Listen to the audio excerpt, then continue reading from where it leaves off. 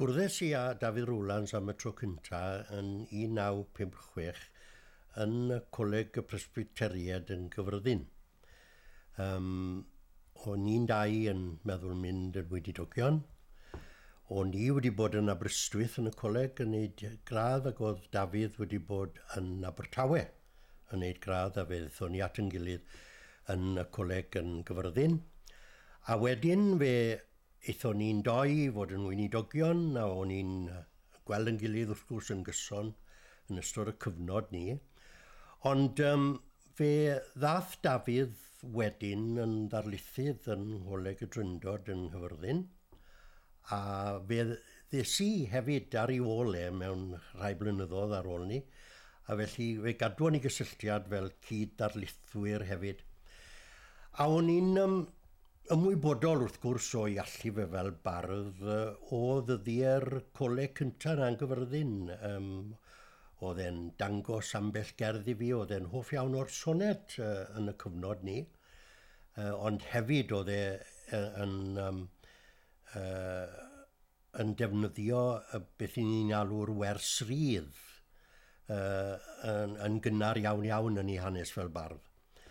A y wers rydd sydd gydag wrth gwrs yn gyfrwng i'r gerdd i ni, i chi yn ei astudio o dan i enw fe, dangosaf i ti lendid.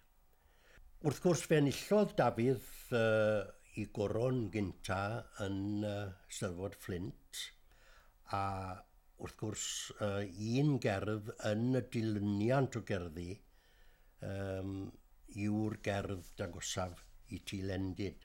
Wedyn fe enillodd goron arall yn Hwlffordd, ond yr un pryd fe enillodd Fedal Ryddiaith. Mae fe yn un o'r rhai pryn sydd wedi ennill y goron a'r Fedal Ryddiaith yn yr un Eisteddfod.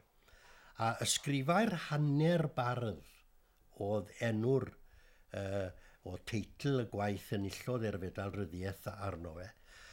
A mae'n arwydd o cawl bod wedi galw'r ysgrifau yn hanner bardd oherwydd iddo fe oedd sgrifennu rhyddiaeth a barddoniaeth yn rhywbeth tebyg iawn i'w gilydd.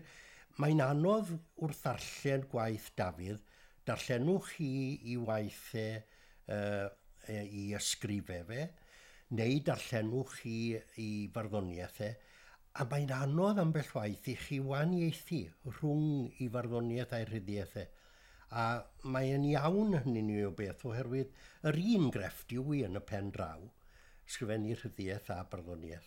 Mae dyn yn defnyddio delweddau, mae dyn yn defnyddio technegau arbennig wrth sgrifennu, a mewn gwirionedd fe gyhoeddodd nofel Maethu o Memphis yn hen, a fe alwodd nofel yn nofel cerdd. Felly, os gewch chi gyfle, wy'n gobeithio gewch chi gyfle, cymbo hir i ddarllen y nofel Maethu o Memphis yn hen. A fe welwch chi baragraffau yn y nofel na sydd mewn gwirionedd yn farddoniaeth.